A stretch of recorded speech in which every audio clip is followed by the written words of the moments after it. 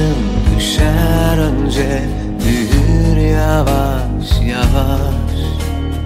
Bir bakarsın volkan olmuş, yanmışsın arkadaş. Dolduramaz boşluğunu ne ana ne kardeş.